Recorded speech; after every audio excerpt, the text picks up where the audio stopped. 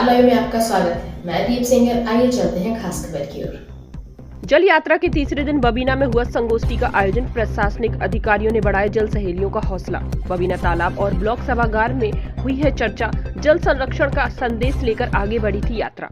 बुंदेलखंड के जल संकट को दूर करने के लिए जल सहेलियों की जल यात्रा तीसरे दिन रसोई से प्रारंभ होकर बबीना के ऐतिहासिक तालाब पर पहुंची। यहां जल सहेलियों ने जल संरक्षण का संकल्प दोहराया और ग्रामीणों को जागरूक किया। इसके बाद यात्रा बबीना नगर में प्रवेश कर ब्लॉक सभागार पहुंची, जहां पर एक संगोष्ठी का आयोजन किया गया। इस अवसर पर एपीओ नरेगा पुष्पेंद्र वर्मा, एडीओ उत्तर प्रदेश ग्रामीण आजीविका मिशन मनोज कुमार सोनी और समाज सेवी मुलायम सिंह रजक ने जल सहेलियों का पुष्पमाला पहनाकर स्वागत किया। अधिकारियों ने जल सहेलियों के प्रयासों की सराहना करते हुए कहा कि जल संरक्षण की यह मुहिम पूरे क्षेत्र में जागरूकता फैलाएगी और जल संकट से निपटने में महत्वपूर्ण भूमिका निभाएगी।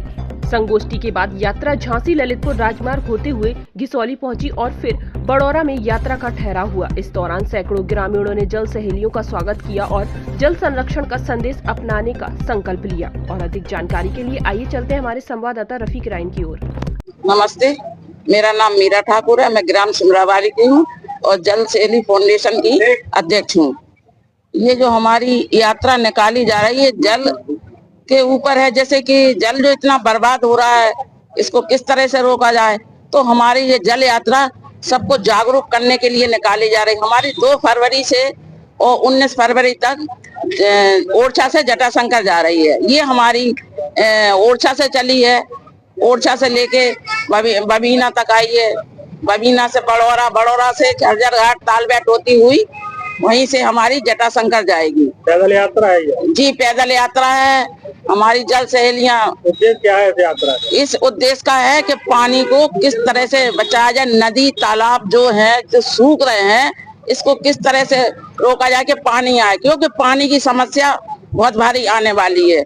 अभी से इतनी गर्मी है, आगे चल के और भी पानी का स्तर जो नीचे जा रहा है उसको रोकने हम लोग जागरूक करने के लिए हमने एक रैली निकाली है कि सभी लोग से निवेदन है कि वे हमारे इसका सहयोग करें और हमारा सहयोग करें और हमारी यात्रा में शामिल होए। और अपने हर गांव में जहां से हमारी यात्रा मिल रही और भी जहां महिलाएं सब जगह के बैठे हैं, जैसे बबीना में भी अपने बबीना के नहीं सभी जगह के होंगे कि अपने गांव में पानी बचाने का काम करें, पानी की बर्बादी को रोकें। कि अभी आप लोगों ने अपने संबोधन के दौरान बबीना के बड़ा तालाब की दुर्दशा के बारे में ही बताया जी, तो हम मीडिया कर्मियों ने भी बड़े तालाब के पुनर्जीवन के लिए काफी प्रयास किया है जी। और छावनी परिषद बबीना को कई बार हम लोगों ने इंगित करा है इस दिशा में, लेकिन उस दिशा में छावनी परिषद ने कोई भी ठोस कदम नहीं उठाया, क्योंकि ये जो बबीना का बड़ा तालाब है ये जहाँ धार्मिक आस्था का केंद्र है, वहाँ सामाजिक कार्यक्रम भी वहाँ पर कई होते हैं। तो आप क्योंकि जल यात्राएं निकाल रहे हैं और जल संरक्षण का काम आपकी संस्था कर रही है, तो बबीना के तालाब के बारे में आपका क्या ख्याल है? मतलब उसको आप लोग किस तरीके से संरक्षित करेंगे और आने वाले समय में उसके लिए क्या काम करेंगे आप? हमारा यह जो बबीना का तालाब है इसको हम सरकार के से भी मतलब बात करेंगे, क्योंकि हम लोग तो करेंगे सहयोग जितना आनेगा, लेकिन जो चीज सरकार के ऊपर से अगर हमें सहयोग मिलेगा हम लोग ऊपर भी जाकर इसकी चर्चा करेंगे कि जो हमारा तालाब साफ हो। जल यात्रा ये जल सहेलियों की जल यात्रा है। परमार्थ इसका सपोर्ट कर रहा है और इसका नेतृत्व डॉक्टर संजय सिंह कर रहे हैं जो परमार्थ के संस्थापक हैं। और ये जल यात्रा 2 फरवरी को ओरछा से चलकर और ये बबीना होती हुई तालबेट होती हुई मोहनगढ़ होती हुई ये टीकमगढ़ पहुंचेगी और टीकमगढ़ से गोवा बड़ा मलेरा होती हुई जटाशंकर तक पहुंचेगी। ये यात्रा 19 तारीख को पहुंच रही है और वहां इसका समापन किया जाएगा। बबीना के बड़ा तालाब के बारे में एक बार हमने आपसे वार्तालाप की थी, आपको शायद याद होगा, करीब 2-2.5 साल पहले की बात है, जब आप बड़े तालाब पर आए थे किसी काम को लेकर, तो आपने आश्वासन दिया था कि हम जल्द ही प्रशासन से मिलकर के कुछ ना कुछ इस तालाब को सुधार की दिशा में कदम उठाएंगे। तो तब से लेकर अब तक कुछ भी नहीं हुआ, क्या कहेंगे इस बार?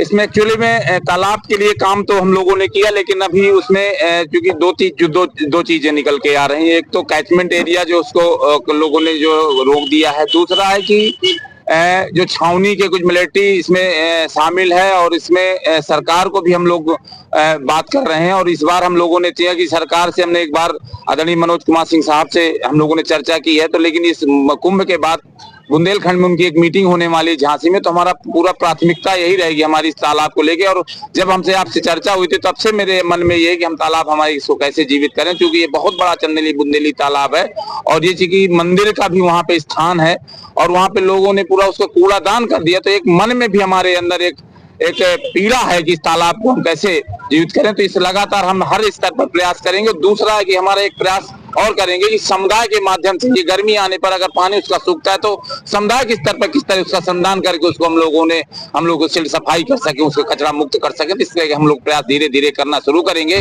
जब तक समुदाय नहीं खड़ा होगा तब तक सरकार मुझे लगता है हाथ नहीं डालेगी। तो पहले हम लोग समुदाय को खड़ा करेंगे, उसमें समुदाय की भागीदारी सुनिश्चित करेंगे, तब हम उसको आगे सरकार से बात करेंगे। आम जनमानस से आप जल संरक्षण के बारे में क्या अपील करना चाहेंगे? सब आम जनमानस से मेरा यही निवेदन है कि प्रार्थना है कि सब लोग पानी को बचाएं, क्योंकि आने वाले समय में हमने अभी तो हमारे बुजुर्गों ने तालाबों में नदियों में पानी देखा है, हमने बोतलों में देखना शुरू कर दिया है। अगर यही वर्तमान की जो स्थिति आगे चलेगी तो हमारी जो आने वाली पीढ़ी है तो इंजेक्शन में पानी देखेगी।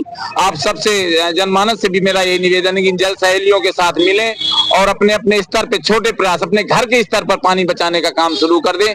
जो बड़ी बड़ी गाड़ियां हैं उसको टिल्लू पंप से न धोते हुए पानी मग से धोएं, बाल्टी से धोएं, लेकिन उसको बचाने के लिए अपने घर से जागरूकता शुरू करें और समाज तक फैलाएं।